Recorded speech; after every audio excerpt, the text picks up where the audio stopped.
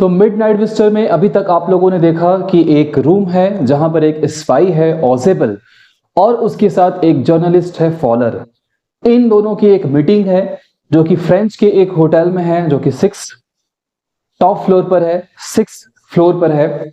और वहीं एंट्री होती है एक सेकंड स्पाई की जिसका नाम है मैक्स। उसके हाथ में एक रिवॉल्वर है। वो अपने ही एक फ्रेंड से, अपने ही एक कोलीग जिसका नाम ऑजेबल है, उससे एक मिसाइल के पेपर चाहता है।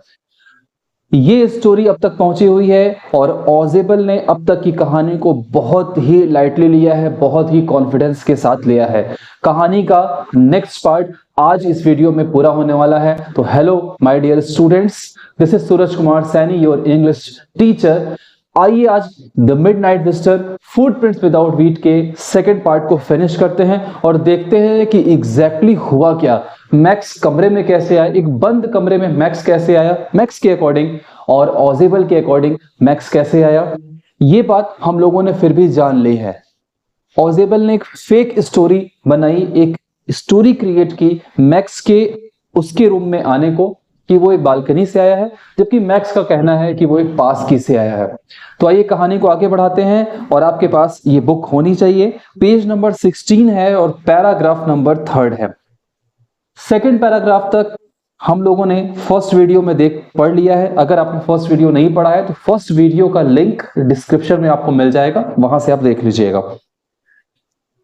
तो कहानी पहुंच चुकी है बहुत ही आगे। बैल्कनी की एक स्टोरी ऑजेबल ने क्रिएट की है कि ऑजेबल का जो रूम है वो काफी बड़ा है। उस वो रूम कभी एक बहुत बड़ा हुआ करता था, उसका एक पार्ट है। उस पार्ट में ऑजेबल वाले हिस्से में एक विंडो है और दूसरे वाले हिस्से में एक बालकनी है। तो दूसरे वाले रूम का जो पार्ट है उसमें जो बालकनी है उससे नीचे होते हुए जो रास्ता जा रहा है, उसी रूम की बालकनी का जो रास्ता है वो ऑजेबल के कमरे की विंडो पर खुलता है। और ऑजेबल के अकॉर्डिंग किसी ने उसी बालकनी का यूज करके उसके कमरे में एंटर किया है और उसने मैक्स को भी शायद यही बात बोली। अब जब ये बात आई तो देखिए लिखा है max glanced eight faller.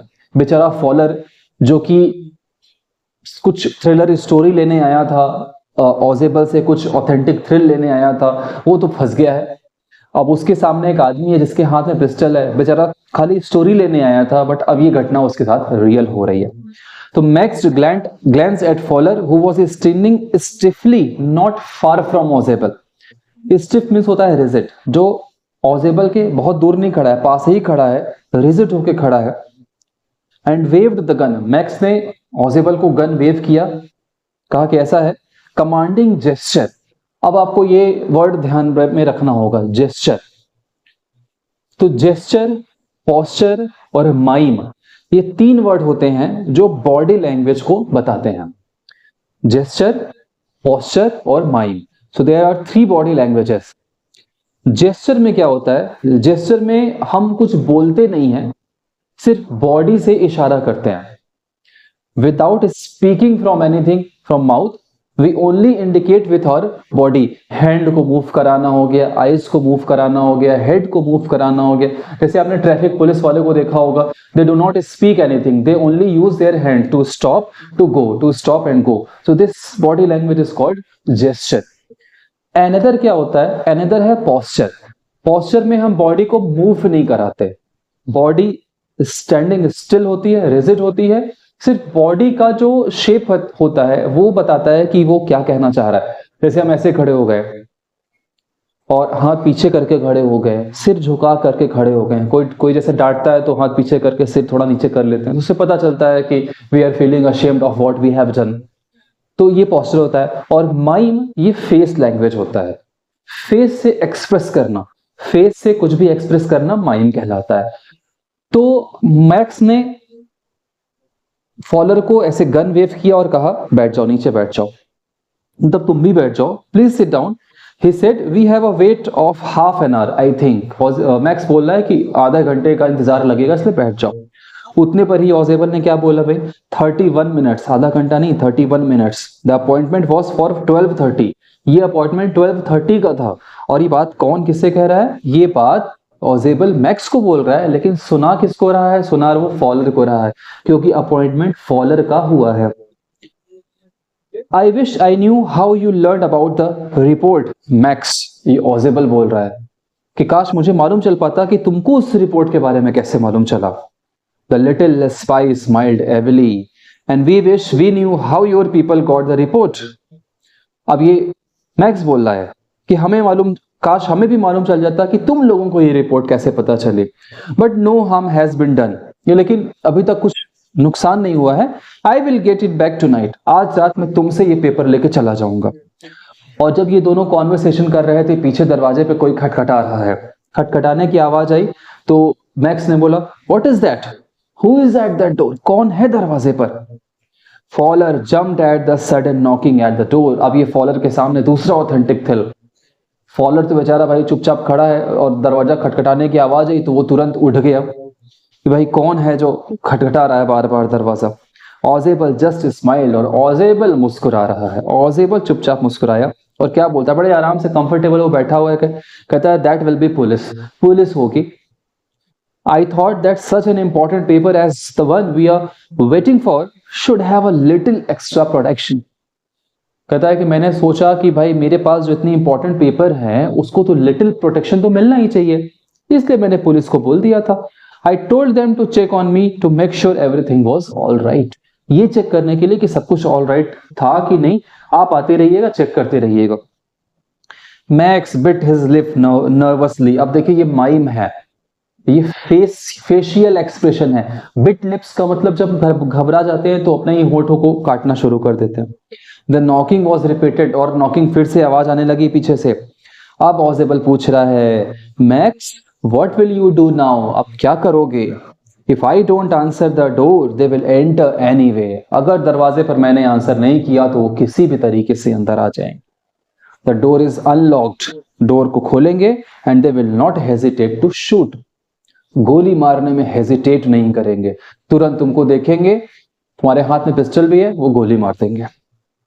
Max face was black with anger as he backed swiftly towards the window. जब फॉलर की एंट्री हुई थी, फॉलर ने ये ऑथेंटिक फिल देखा तो उसका फेस घबराया हुआ था। यहां पर भी लिख रहा है कि मैक्स का फेस गुस्से से ब्लैक हो गया। गुस्से से चेहरा लाल होता है, ब्लैक नहीं होता है। लेकिन यहां सिर्फ गुस्सा ही नहीं है, यहां पर घबराहट भी है। तो Max face was black with anger as he backed swiftly towards the window. अब मैक्स उसी विंडो की तरफ भागा जिस विंडो का इशारा किया था ऑजेबल ने। ही swung a leg over the sill। अब सिल समझे, विंडो का जो फ्रेम होता है, जिस ईंटे के ऊपर यानी जिस बैल्कनी पर रखा होता है, उस पर्टिकुलर एरिया को सिल कहते हैं। तो एक पैर मैक्स ने विंडो सिल के ऊपर रख लिया और क्या कहता है, सेंड देम अवे, वार्न करके कहा कि इनको भेज दो वापस। I will wait on the balcony, मैं बालकनी में इंतजार करूंगा। सेंड देम अवे और I will shoot and take my chances. उनको वापस भेज दो, नहीं तो मैं गोली मार दूंगा तुमको और अपने चांसेस का फायदा उठा लूंगा। यानी कि मैं तुम्हें गोली मार दूंगा और पेपर ले लूंगा, जल्दी उनको भेजो। The knocking was at the door became louder, और तेज नॉकिंग होने लगी। अब तो आवाज भी आ गई, क्या, मिस्टर ऑजेबल, मिस्टर ऑजेबल। कीपिंग, अच्छा ये फोटो में आप देख सकते हैं, ये मैक्स खड़ा हुआ है, पीछे एक बालकनी है, मतलब विंडो है, विंडो पर उसने पैर लगा रखा है ना। Keeping his body twisted so that his gun still covered the fat man and his guest Fowler. अपनी बॉडी को उसने ट्विस्ट किया, ऐसा ट्विस्ट किया कि उसका जो गन है वो फॉलर और ऑजेबल की तरफ पॉइंट रहे। He supported the man at the window grasped the frame with his free hand, और अपने फ्री हैंड से विंडो का फ्रेम पकड़ लिया to support himself. Then he swung his other leg up, फिर दूसरा पैर उठा करके उसी सिल पर रखा, और जैसे ही उसने ये किया, डोर नॉब टर्न, दरवाजे का जो नॉब है वो टर्न हुआ, और जैसे ही डोर का नॉब घूमा, swiftly Max pushed his left hand to free himself from the sill. Max ने क्या किया, अपने दोनों हाथ छोड़ दिए और ड्रॉप टू द बालकनी, और बालकनी में जा गिरा। And then as he dropped, जैसे ही वो गिरा, he screamed once shrilly. Scream means होता है डर से चिल्लाना, और श्रीली मींस तेज से, तो वो एक बार तेज से चिल्लाया और वो गिरा, उधर नीचे वो गिरा, इधर दरवाजा खुल गया। The door opened and a waiter stood there with a tray. और कौन खड़ा है, एक वेटर खड़ा है हाथ में ट्रे लिए हुए। अ बॉटल एंड 2 ग्लासेस, एक बॉटल है और 2 ग्लास हैं। और क्या कहता है, Here is the drink you ordered from when you return. ये आपका ड्रिंक है जो आपने ऑर्डर किया था कि जब आप लौट जाएं तो मैं लेता आऊंगा drink. He said and set the tray on the table, deftly uncorked the bottle and left the room. बड़े डेफ्टली, बहुत ही स्किलफुली उसने बॉटल को अनकॉक किया, उसका ढक्कन खोला और चला. That means there was no police. White faced Fowler, उधर ब्लैक फेस्ड मैक्स था, अब ये व्हाइट फेस्ड फॉलर है. माइम, चेहरे का एक्सप्रेशन. Stared after him. अब वो चला गया, हेनरी यानी कि वो वेटर था, वो चला गया. अब ये उसको देख रहा है कि अरे ये क्या हुआ. एक आदमी जिसको कि ऑजेबल कह रहा था कि वो पुलिस पुलिस पुलिस है, वो कौन निकला, एक वेटर निकला. दूसरी तरफ बैल्कनी में अभी भी मैक्स अपने गन के साथ है. तो वही कह रहा है बट के बाद डॉट डॉट डॉट, ये स्टैमर हकला रहा है. द पुलिस, लेकिन तुम तो कह रहे थे कि वो पुलिस है. तो ऑजेबल ने साइज बड़े रिलैक्स सुकून की सांस लेके कहा कि देयर वर नो पुलिस, कोई पुलिस नहीं है. ओनली हेनरी यानी कि वो वेटर, ओनली हेनरी हुम आई वॉज एक्सपेक्टिंग. ये हेनरी था जिसको मैं एक्सपेक्ट कर रहा था कि शायद वो इसी टाइम पर आए. अब फॉलर खड़ा होकर सोच रहा होगा कि भाई चलो ठीक है, तो पुलिस नहीं है, ये है हेनरी, वेटर था, कोई ठीक है. बट बैल्कनी में मैक्स अभी भी है, गन है उसके पास, तो फिर से आएगा. तो क्या कहता है, but won't that man out on the ball की बैल्कनी, लेकिन वो बैल्कनी में जो आदमी है क्या वो नहीं आएगा. तो ऑजेबल कहता है ना, नो ही वोंट रिटर्न, वो नहीं आएगा. You see my young friend, there is no balcony. कह रहा है तुम देख सकते हो वहां तो कोई बैल्कनी ही नहीं है. बैल्कनी नहीं है. अब फॉलोअर सोच रहा होगा अच्छा इतना बड़ा ये स्टोरी क्रिएट कर दी ऑजेबल ने, वहां कोई बालकनी ही नहीं है. यानी कि मैक्स ने जब वहां से उसके विंडो से जंप किया तो वो नीचे सीधे गिरा धड़ से और मर गया. क्योंकि ऑजेबल का रूम कहाँ है, 6th फ्लोर पर है, टॉप फ्लोर पर है. तो वहां से वो गिरा और वो नीचे जाकर मर गया. तो ऑजेबल ने एक स्टोरी क्रिएट की मैक्स को आउटविट करने के लिए, बेवकूफ बनाने के लिए. उसने अपने प्रेजेंस ऑफ माइंड का यूज किया और इस तरीके से उसने मैक्स से छुटकारा पा लिया. अब ये सारी स्टोरी फॉलोअर सुन रहे हैं. अब फॉलोअर जाएंगे और अपने मैगजीन में लिखेंगे, उसको ऑथेंटिक थ्रिल ही तो चाहिए था. और इस तरीके से आपकी ये स्टोरी फिनिश भी हो गई. अब इसके पीछे काफी अच्छे क्वेश्चंस हैं कि ऑजेबल एक बिल्कुल भी किसी भी तरीके का वो एक सीक्रेट एजेंट नहीं लग रहा है, तो उसको आप डिस्क्राइब करिए. मैक्स में ऑजेबल में डिफरेंस क्रिएट करिए. ऑजेबल ने मैक्स को कैसे आउटविट किया, कैसे बेवकूफ बनाया, और उसने ये स्टोरी कब दिमाग में रखी होगी. जैसे ही मैक्स की एंट्री हुई होगी तुरंत उसके दिमाग में सारी चीजें आ गई होंगी और उसने अपने रूम का, अपने आसपास के एटमॉस्फेयर का एक जबरदस्त फायदा उठाया, एक स्टोरी क्रिएट की और मैक्स को बेवकूफ बना दिया. तो इस तरीके से आपका ये सेकंड पार्ट मिडनाइट विजिटर ये फिनिश होता है. और I think and I hope ये स्टोरी आपको बहुत अच्छी लगी होगी. पार्ट 1 नहीं देखा है तो पार्ट 1 जाकर देखिए और पार्ट 1 के साथ ये पार्ट 2 भी देखिए, जिसमें आपको पूरी स्टोरी ट्रांसपेरेंट क्रिस्टल क्लियर हो जाएगी. तो उम्मीद है आप इस वीडियो को, इस चैप्टर को अपने दोस्तों को जरूर शेयर करेंगे और न्यू है तो सब्सक्राइब करेंगे और कमेंट करके बताएंगे कि अगर आप ऑजेबल के जगह होते तो क्या करते, मैक्स को क्या बेवकूफ बनाते या उसके साथ लड़ाई झगड़ा करते. तो इसी के साथ चलता हूं, अगले वीडियो में जल्दी मिलेंगे. तब तक के लिए जय हिंद, जय भारत.